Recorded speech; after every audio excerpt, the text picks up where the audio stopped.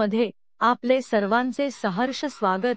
शिवसेना पक्षाचे मुख्य नेते एकनाथ शिंदे यांच्या मार्गदर्शनाखाली विजय चौगुले यांची शिवसेना पक्षाच्या महाराष्ट्र उपनेतेपदी व द्वारकानाथ भोईर यांची ऐरोली विधानसभेच्या जिल्हाप्रमुखपदी निवड करण्यात आली असून त्यांचा सत्कार समारंभाचे आयोजन तसेच नवी मुंबईतील पदाधिकारी यांचा मेळावा सेक्टर 19 युरो स्कूल समोरील मैदानात करण्यात आले। कार्यक्रमास प्रमुख पाहुणे ठाणे जिल्ह्याचे खासदार नरेश म्हस्के व ऐरोली आणि बेलापूर विधानसभेतील माजी नगरसेवक, पदाधिकारी व कार्यकर्ते उपस्थित होते। यावेळी अनेक कार्यकर्त्यांनी शिवसेनेत प्रवेश करत भगवा झेंडा हाती घेतला।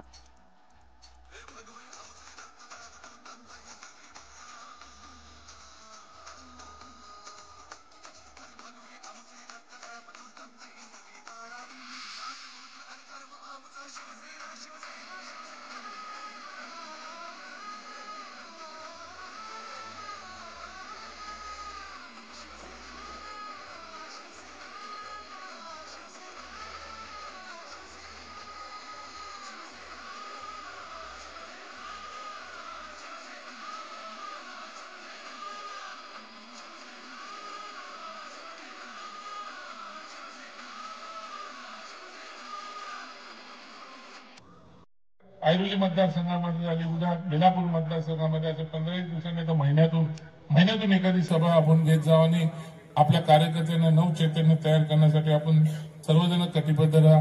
मी परत एकदा तुम्हाला सर्वांना सांगतो, डॉक्टर भोईर साहेबांनी सांगितलं तसं आज मी सुद्धा तुम्हाला हेच सांगतो की जर कोणी काम करत नसेल आणि पद असेल तर दुसऱ्या कोणाला पद देऊन जर त्याचा उपयोग दुसऱ्या माणसाला देऊन त्या पदाचा उपयोग करून घेण्यासाठी आता आम्ही सर्वजण प्रयत्न करणार आहोत। आणि या ठिकाणी मी जे लोक आहेत आपल्याकडे आता बंजारा समाजाचे सर्व समाजाचे लोक आहेत ते या भागामध्ये जास्त पद्धतीने ते लोक आहेत, त्यांना सर्वांना एकत्र करण्याचा ते मी ठाकूरला पण आता मी याला आपला गणपती पाड्यातून मी ठाकूरला पण ते सगळे तू ऐरोली आपला ऐरोली म्हणजे नव्या मुंबईत तरी काम कर, नाही तर मग ते ठाण्यात तरी काम कर, कुठेतरी कर।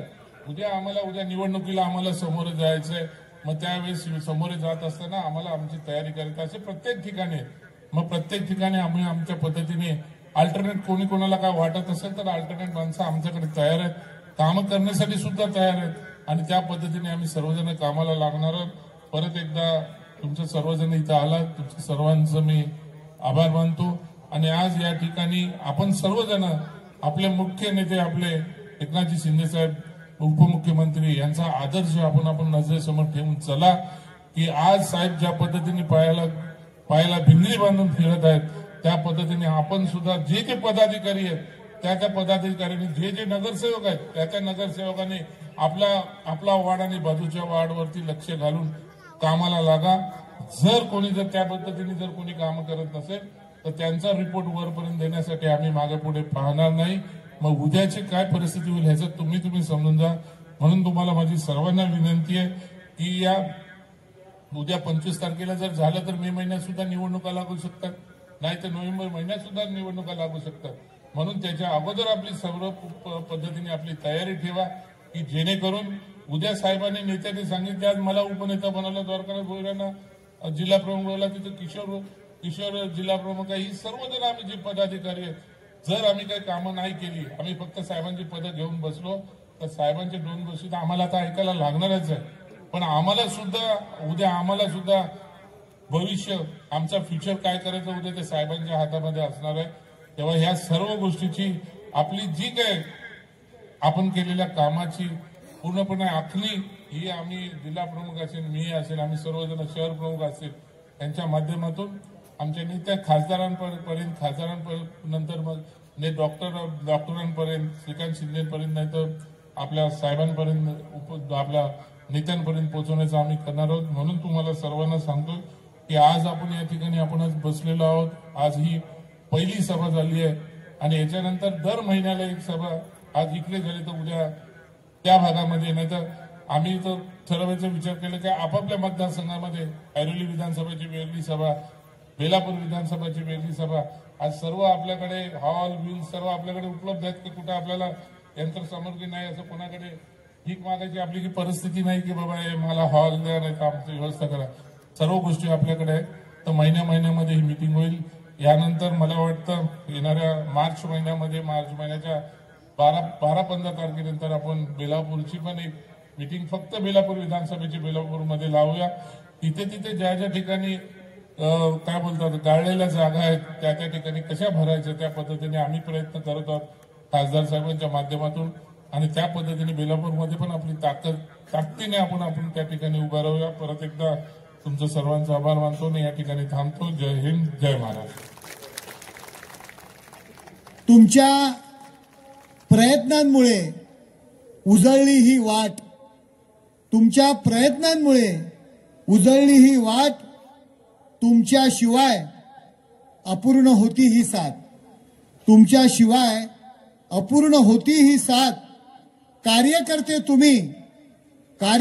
तुम्ही प्रेरणादायी दीप, कार्यकर्ते तुम्ही प्रेरणादायी दीप. तुमच्यामुळेच यशाचे उजळले स्वरूप. अशा या तुमच्यामुळे हा नरेश म्हस्के आज खासदार म्हणून दिल्लीच्या संसदेत काम करतोय. हा शिवसैनिक कार्यकर्ता म्हणून काम करणारा नरेश म्हस्के दिल्लीच्या संसदेत तुम्ही पाठवलात. आणि शिवसैनिक काय करतो? शिवसैनिक नवी मुंबई महानगरपालिकेवरती हा भगवा फडकण्याकरता सिद्ध झालेला आहे. या शिवसैनिकांकरता 4 वेळी बोलतो. शब्द नाही, आता फक्त कृती. शब्द नाही, आता फक्त कृती. शिवसैनिक करतो विजयाची ग्वाही. विरोधकांना दाखवू ताकद आपली. भगवा फडकवू पुन्हा नवी मुंबई नगरी, पुन्हा नवी मुंबई नगरी. मित्रहो, आपण टाळ्या वाजवल्यात. भगवा फडकवतो म्हटलं म्हणजे आपण टाळ्या वाजवल्यात. काही जण घोषणा देतील, परंतु ही निवडणूक जिंकण्याकरता आपल्याला जी प्रचंड अशी मेहनत करायची, त्या मेहनतीसाठी प्रयत्न करण्याची, रात्रंदिवस काम करण्याची तयारी आपणा शिवसैनिकांमध्ये असली पाहिजे. तर आणि तरच या नवी मुंबईमध्ये भगवा फडकवण्याची भाषा आपण करू शकतो. ही ताकद आपल्यामध्ये आहे. आज प्रतिकूल परिस्थितीमध्ये मला आठवतंय ज्यावेळी नवी मुंबईतून शिवसेना संपली म्हटलं, त्यावेळी द्वारकानाथ भोईर आणि चौगुले साहेबांचे सारखे कार्यकर्ते या नवी मुंबईत उभे राहिले आणि शिवसेनेचा भगवा, शिवसेनेचे नगरसेवक, शिवसेनेची ताकद या ठिकाणी आपण दाखवून दिली. या प्रसंगाला मी साक्षीदार आहे. विद्यार्थी सेनेचं काम करत असताना हरिभाऊ म्हात्रे होते, त्यावेळी मी या ठिकाणी नवी मुंबईत येत होतो. या ठिकाणची शिवसेना कशा पद्धतीने उभी राहिली, किती मेहनतीने उभी राहिली, याचा साक्षीदार मी या ठिकाणी आहे. मित्रहो, आपण सेनापती आहात, आपण पदाधिकारी आहात. म्हणजे पक्षाने तुम्हाला सेनापतीची जबाबदारी दिलेली आहे. आणि सेनापतीचं काम असतं की मला जो दिलेला भाग आहे, मला जो दिलेला मुलूक आहे, त्या ठिकाणी त्याचा नेता म्हणून तो मुलूक साबूत ठेवण्याचा, त्या ठिकाणचे सैनिक कायम ठेवण्याचे, ते सैनिक वाढवण्याचे आणि त्या ठिकाणी राजाची जी असलेली सत्ता आहे ही कायम ठेवण्याकरता प्रयत्न करायचे. त्या असलेल्या सैन्याचं संरक्षण करायचं. त्या सैन्यावर, त्या मुलुखावर कोणी अतिक्रमण करणार नाही अशा पद्धतीने काम करण्याची जबाबदारी आपली आहे. म्हणजे आपण सेनापती आहात. मी बऱ्याचदा पाहतो की मी हा प्रमुख, मी तो प्रमुख, मी विभाग प्रमुख, मी उपजिल्हा प्रमुख, मी शहर प्रमुख.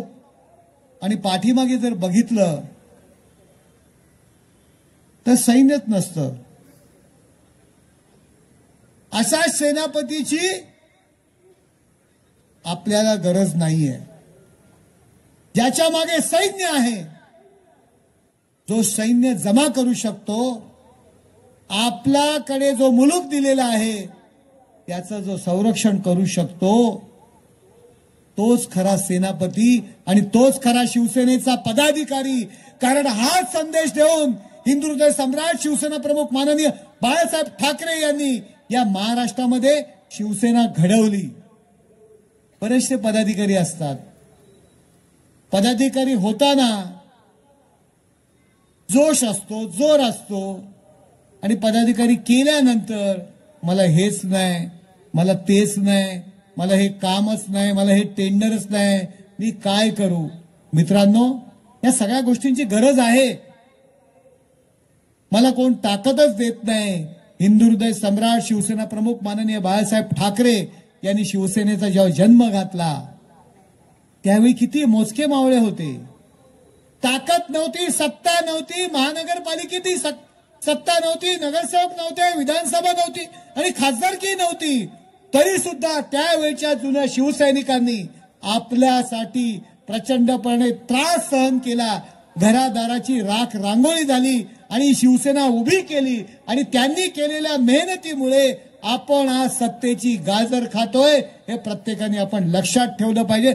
त्यामुळे रडणारा पदाधिकारी, मला हे नाही, मला ते नाही, मला ते नाही, मी आता कसं काम करू, असा पदाधिकाऱ्यांनी काम करणं गरजेचं नाही. जे आहे त्याला सामोरं जाऊन आपण शिवसैनिक म्हणून, शिवसेनेचा पदाधिकारी म्हणून आपल्याला काम करायचंय. आपल्याला कारण नकोय. युती होईल नाही होईल, शिंदे साहेबांनी सांगितलंय, आम्ही युतीसाठी बांधील आहोत. विधानसभा, लोकसभा युती म्हणून लढवल्या, महानगरपालिका, स्थानिक स्वराज्य संस्था सुद्धा आम्ही युती म्हणून लढण्यासाठी तयार आहोत, हे शिंदे साहेबांनी सांगितलेलं आहे. आपल्या नेत्यांनी ते सांगितलंय, तोच आदेश पुढे चालू ठेवायचा. जर कुणाला युती नको असेल तर आम्ही एकटं सुद्धा लढण्यासाठी तयार आहोत. छत्रपती शिवाजी महाराजांचे आणि धर्मवीर आनंद दिघे साहेबांच्या मुशीतनं, त्यांच्या नेतृत्वाखालून आणि एकनाथ शिंदे साहेबांसारख्या नेतृत्व मुख्य नेते असलेल्या नेत्याचे आम्ही सैनिक आहोत. आम्ही कुणाला घाबरत नाही. परंतु ही तयारी करत असताना संघटनात्मक बांधणी फार गरजेची आहे. ही जाहीर मिटिंग आहे, तर सभागृहात मिटिंग असती तर आणखी काही गोष्टी बोलता आल्या असत्या, पण संघटनात्मक बांधणी ही फार महत्वाची आहे. या ठिकाणी आज एक जिल्हा प्रमुख आहेत, दुसरे जिल्हा प्रमुख आजारी आहेत, त्यांनी मला फोन केला होता. दोन्ही शहर प्रमुख या ठिकाणी आहेत, महिला आघाडीच्या जिल्हा प्रमुख आहेत. फक्त आपल्याला गर्दी नकोय. गर्दी पाहिजे, पण संघटनेची निवडणूक, नवी मुंबई महानगरपालिकेची निवडणूक आपल्याला प्लॅनिंग, व्यवस्थित नियोजन करून लढायचे. पदाधिकारी कार्यकर्ता मेळावा होता. येणाऱ्या नवी मुंबई महानगरपालिकेच्या निवडणुकीच्या दृष्टीने, तयारीच्या दृष्टीने ह्या मेळाव्याचं आयोजन केलं होतं. कार्यक्रमाचा भाग आहे. खासदार म्हणून निवडून दिल्लीमधील खासदार म्हणून जी काही कामं आहेत ती आपण करतच असतो. बरेचसे जण ठाण्यातल्या कार्यालयात येत असतात. आमचे पदाधिकारी, कार्यकर्ते, आमचे नगरसेवक हे लोकांच्या संपर्कात असतात. एक दिवस आपणही लोकांच्या संपर्कात येऊ, लोकांपर्यंत पोहोचू, अशा पद्धतीने कामाची पद्धत आम्ही ठेवलेली. पालिका मुख्य नेते एकनाथ शिंदे साहेब यांनी सर्व ठिकाणी स्थानिक स्वराज्याच्या संस्थाच्या ज्या काही निवडणुका आहेत, महायुती म्हणून लढण्याचा निर्धार केलेला आहे. त्यातूनही जर काय आदेश असेल किंवा त्यातूनही काही वेगळे काय होत असेल तर दोन्ही पद्धतीने आम्ही निवडणुकीला तयार आहोत. आमचं पहिलं प्राधान्य. आणि अजून निवडणुका जाहीर व्हायच्या बऱ्याच गोष्टी आहेत. आणि आता सध्या पक्षवाढीच्या दृष्टीने प्रत्येक जण बोलतच असतो की आपण आपली निवडणूक आपण वेगळे लढू, परंतु शेवटी नेते असतात, नेत्यांनी निर्णय घ्यायचा असतो. नेत्यांनी जो निर्णय घेतलाय त्याचं तंतोतंत पालन करण्याचं काम आमच्यासारख्या कार्यकर्त्यांचं आहे. सुरेश दास यांनी मी पण सकाळपासून 2 दिवस ऐकतोय की मी म्हणजे माझा उपयोग करून घेतला नाही. ज्या पद्धतीत उपयोग करून घ्यायला पाहिजे होता त्या पद्धतीत उपयोग करून घेतला नाही. कार्यकर्ते, आमदारांना वेळ नाही यांच्याकडे. यांना राहुल गांधी आणि केजरीवाल यांना भेटण्याकरता वेळ आहे, त्यांचं दुःख सावरण्याकरता यांना वेळ आहे. त्यामुळे त्यांना घरघर ती लागलेली आहे. अशाच पद्धती ती घरघर लागणार आहे. उद्धव ठाकरे देखील आज पदाधिकाऱ्यांची बैठक घेतलेली होती. पुन्हा एकदा उद्धव ठाकरे ऍक्शन मोडवरती पाहायला मिळतात. काय करणार ऍक्शन मोड काय? अहो यांनी शिवसेनेचा मोडच बदलला, यांनी मार्गच बदलला. यांनी हिंदुत्वाचा मार्ग सोडून सोनिया गांधींची गुलामगिरी यांनी पत्करलेली आहे. त्यामुळे शिवसैनिक नेता कधी राहील, लोकप्रतिनिधी कधी तुमच्या बरोबर राहील, तर त्याच्या खालची कार्यकर्ता शिवसैनिक राहिला तर, मतदार राहिला तर. मतदारांच्या लक्षात आलंय की यांनी काँग्रेसची बांधिलकी आहे, ही काँग्रेसची युती केलेली आहे. त्यामुळे लोक त्यांच्या सोबत राहत नाहीयेत, लोक त्यांना मतदान करत नाहीत. आणि यामुळे हे सर्व आमदार आणि जी काही मंडळी असतील ते एकनाथ शिंदे साहेबांच्या नेतृत्वामध्ये येत आहेत. गणेश नाईक देखील 24 फेब्रुवारीला ठाण्यात जनता दरबार भरवतात. चांगलं आहे. शेवटी लोकांचे प्रश्न सुटले पाहिजेत. सर नवी मुंबईतल्या सरकत्या जिन्यांचा स्टेशन मधल्या सरकत्या जिन्यांचा प्रश्न आहे. तिथे लोक त्रासलेली आहेत जी मुंबईमध्ये अडचणीची स्टेशन असताना देखील तिथे सरकते जिने लिफ्ट झालेले आहेत. मात्र नवी मुंबईतील सुसज्ज रेल्वे स्टेशनवरती लिफ्ट आणि सरकते जिने आहे. आपण हा विषय घेतलेला आहे. रेल्वे मंत्र्यांकडे स्वतः मी बैठक घेतली होती. काही दिवसातच तो मार्ग सुटेल. सर पदाधिकाऱ्यांना कोणत्या प्रकारच्या सूचना या ठिकाणी केलेल्या आहेत? पदाधिकाऱ्यांनी काम करा, सेनापती आहात, सैन्य जमवा. आपल्याला जो मुलूक दिलेला आहे, जो विभाग दिलेला आहे, त्या ठिकाणी शिवसेना कशी वाढेल, शिवसेनेचं एकनाथ शिंदे साहेबांचं काम कसं लोकांपर्यंत पोहोचेल, असं काम करा, अशा पद्धतीचा संदेश दिलेला आहे.